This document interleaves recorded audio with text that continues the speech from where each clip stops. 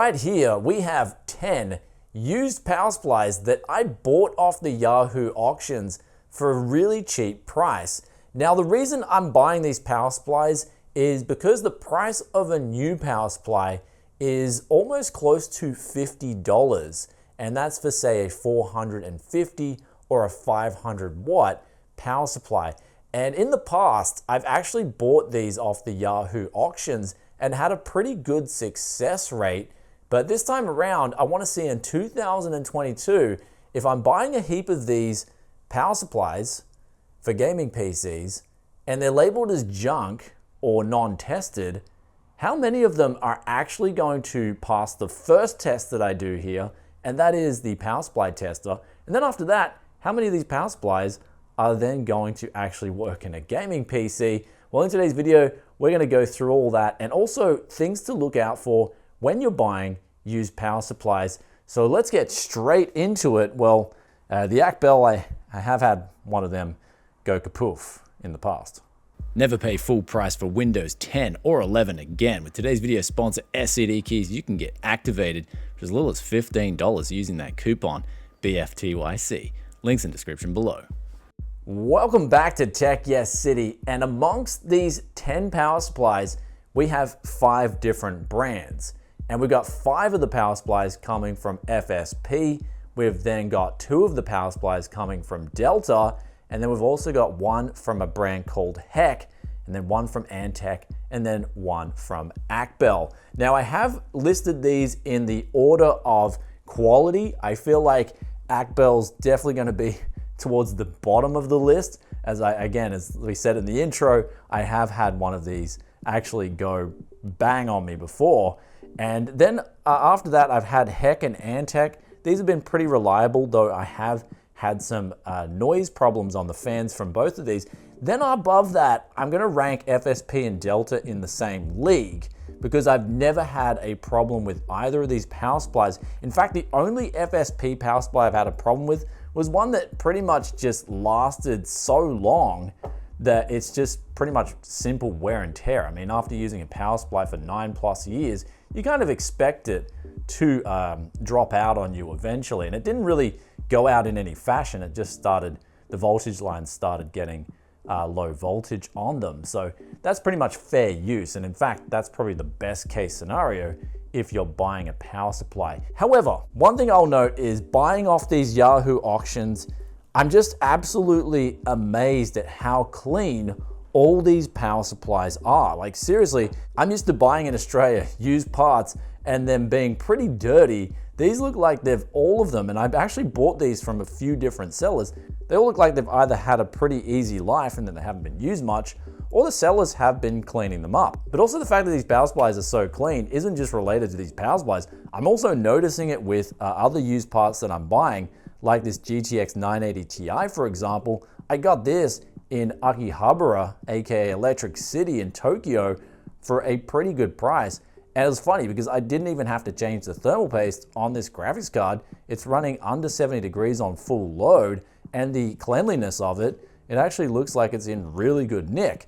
So all I have to do on these parts is essentially spray a bit of CRC 556 when I finish the build, which is great because that now saves me a heap of time, and I can, for instance, just start using that time to do some extra ab crunches in a low EMF environment. Oh yeah, that low EMF, that's really hitting the spot in terms of extra energy available now. So the first power supply we are testing here today is actually going to be the worst of the bunch. This is the AcBell, and we got this hooked up to the power supply tester, and what this essentially does is it gives you a voltage readout on the 3 different voltage rails. That's the 12 volt, the 3.3, and the 5 volt.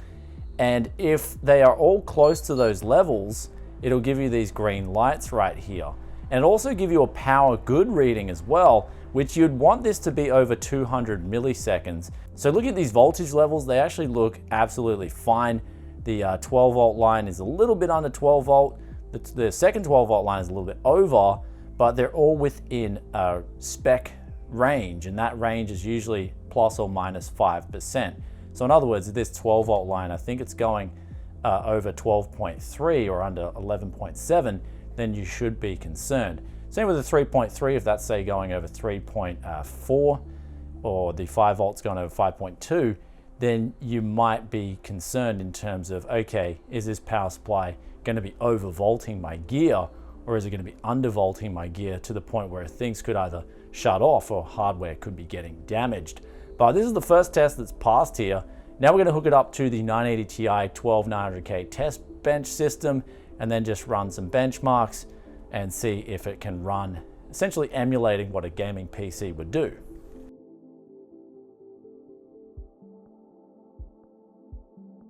So what I like to do for a pretty quick and easy test, especially with power supplies, is run Unigine Heaven. It's so quick to boot up. I like to run it on low settings actually.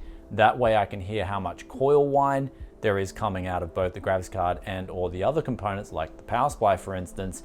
And also I like to load up the CPU just a little bit, as opposed to ultra settings, the CPU won't get loaded up enough as the GPU will then be taking a lot of the brunt. But here we're looking at this power supply, it's running absolutely fine. The good thing is it's not getting really noisy either. And the graphics card itself is actually churning out quite a bit of heat. It's putting quite a big load on that 12 volt line, especially for a 500 watt power supply. So we're now just gonna leave that running for a good chunk of time. And then if it passes all that, I think we've got a pretty solid power supply on our hands that is no longer junk, and I can put in a working gaming PC. Success. And next up, we've got the Antec 650 watt earth watts. Actually, I used these a lot in the past. I thought they were a great value power supply. This one's 80 plus bronze. It's got 650 watts, apparently available across 2 separate 12 volt lines. But let's turn this thing on and see what the voltages are like. And the voltage readings are pretty solid. 3.3 volt is right on the mark. Same with the 5 volt. The 12 volt on the first rail is a little bit under, and the 12 volt on the second rail is a little bit over, both within spec. And the power good is reading 280 milliseconds. So that's actually some pretty solid numbers, at least from the power supply tester. Let's hook this up now to the next test and see how it goes. And the Antec is running absolutely fine, but one thing you may notice is that both the Acbel and the Antec, the fans are running absolutely fine too. So that's something I'm listening for, because I have had power supplies in the past, especially for some reason, these Thermaltake budget models, they just have this, like even as soon as you turn the switch on at the back of the power supply, they just have this coil whine that starts up. So that's another thing that I'm checking for with these power supplies. Is there coil whine when you flick the switch straight away? Is there coil whine when it's running these benchmarks? And are the fans, do they need to be replaced? But we're 2 for 2 now. We're looking like we're really good with these 2 first power supplies. And another great thing about the Antec also has got separate power lines for the graphics card, and doesn't piggyback the PCI Express pins. So that's something I really like about these power supplies, especially made back in the day. They pushed a lot more components in them because inflation wasn't anywhere near as bad as it is now. And what you're seeing with inflation and with power supplies is that it either comes out 2 ways, and that is the price either goes up or you just get less stuff in the power supply and it starts feeling like you can lift it up with 1 finger, as opposed to these power supplies. They're actually very heavy.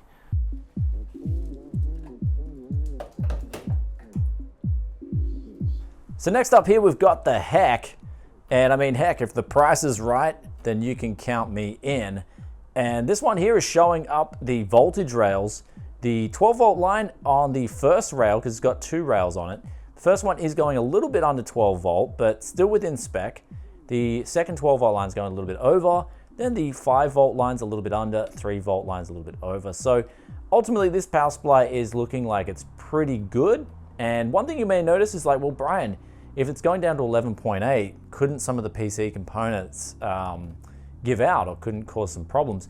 And most PC parts, I think practically all PC parts, are designed with this 5% variance in mind. And so that's why a lot of the times, especially if you're into undervolting, for instance, you can extract a lot out of your gear if you have really higher end components, both on the PCB of your components itself, but also with the power supply too. But in case of me putting together just budget price performance gaming PCs that I'm not really going to be overclocking anyway or undervolting, especially on the lower end of things, this really makes perfect sense. A lot of these power supplies, you're extracting really good value. So this one right here, let's run it through the next phase of the test. But also one thing I am worried about with this power supply is the motherboard cable is a little bit, the 24 pin is a little bit short. So I'm gonna have to look for a case when I want to use this power supply. It's got a top loaded power supply mount. And so that's how I get around this problem. But other than that, it's got two separate PCIe cables as well. So just like the Antec, it's looking pretty solid, but we won't know until we run the final test. It's already without a tail. How? That would mean they were changing into. So next up, we've now got the FSP power supplies that we're going to run through, and we've got three of these in the same family. This is the 500 watt family. Two of those are gold rated power supplies, and the difference between the two gold rated power supplies and the silver is that the silver's got a single 12 volt rail and the golds have two 12 volt rails. Now, one thing I love about the FSP power supplies, even with the 500 watt models, they're using some very thick wires, and the power supplies themselves are just very heavy. They're the heaviest of the bunch here that I'm testing here today. And when you pick up these power supplies, they just feel so well built. I've actually personally had the best experience with these power supplies, especially running budget gaming rigs. And it was actually funny, a few years ago when I started showing FSP power supplies on the channel, some people were like, whoa, what's that brand, man? Stay away from it, it's garbage. Because they're only used to seeing like EVGA, Corsair, Antec, and all these other brands. But in fact, FSP is the original equipment maker, and in fact, they even supplied, I'm not sure if they supply nowadays, a lot of the power supply makers, but they definitely used to supply a lot of those brands the parts to make the power supplies. So let's get on now with testing all three of these at once, but we can already see here, just from the power supply tester, that the 12 volt line is extremely close to just staying flat on 12, and the 5 volt line is perfectly flat on 5, and then the 3.3 is just humming between 3.2 and 3.3. In the same way, it's got the lost race. No fear. But what was the lost race afraid of, Howell? Changing.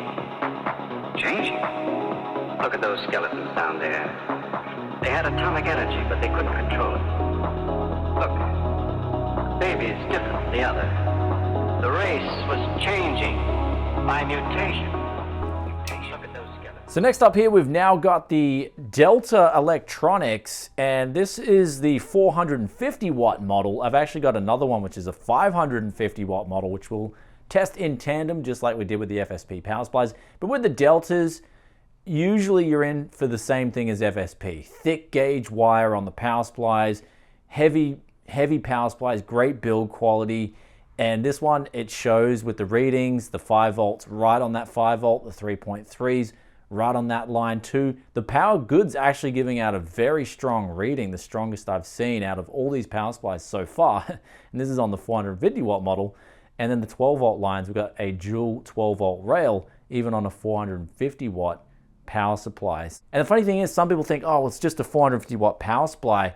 You need more than that. But the thing is, it's giving out, at least on this model here, all that 450 watts it's advertising, it's delivering it on the 12 volt line, which is what you need for your CPU and your graphics card to get those high powered components to work properly without any problems. So I'm feeling really good about the FSPs. Let's get through them, providing there's no problems.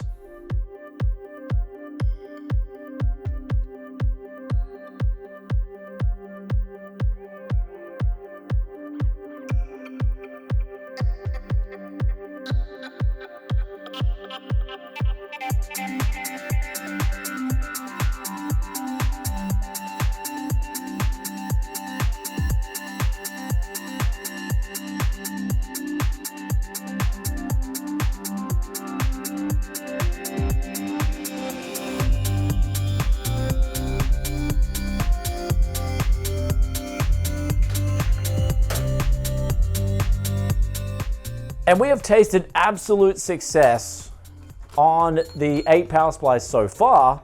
And actually I had to test the last one with the GTX 970 because it only had two 6-pin PCIe connectors instead of having an 8-pin and a 6-pin, which is weird because it was the 550 watt Delta and the 450 watt Delta had more PCIe connectivity. Anyhow, this is the 500 watt FSP. I've saved these two till last because they've got the all black sleeve cabling. Some people absolutely have to have the all black cables when they buy a power supply. And for me personally, I'm gonna be completely honest, I kind of dig the ketchup and mustard look, but each to their own. But these two FSP power supplies here, everything looks okay on the first one with the voltage rail checking out here. And they're both 80 plus bronze. And I gotta say, besides having all black cables, they've also got really long cables too, though everything looks okay so far. Let's test it on the system.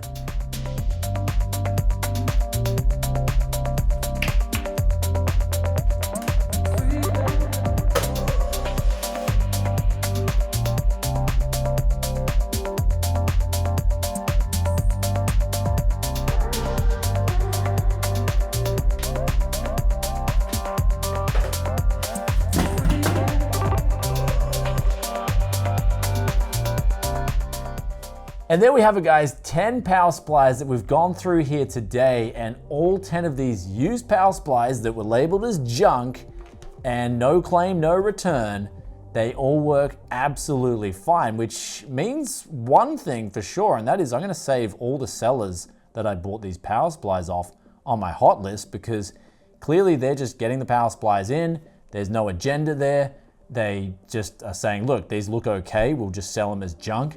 And I'm getting really good prices on these power supplies, especially since I feel like the quality of these units is better than those entry-level 500 watts that I can get off Amazon for 5 times the price. So I just think this is one of those things that I'm doing to maximize price performance in my upcoming PC builds. Now, another thing we also got is these bonus connectors thrown in as well. I actually pulled off 2 of these connectors off 2 of the power supplies, and one of them's actually perfect because I needed on my GTX 970 gaming PC, I actually needed one of these little fan connectors because I was missing one fan connector on the motherboard. I didn't have enough. And so this is going to allow me now to complete that build and finally flip that, because a few people are like, when are you gonna flip the build? And I was just waiting on these fan connectors to come in from AliExpress, but they're just taking a little bit of time.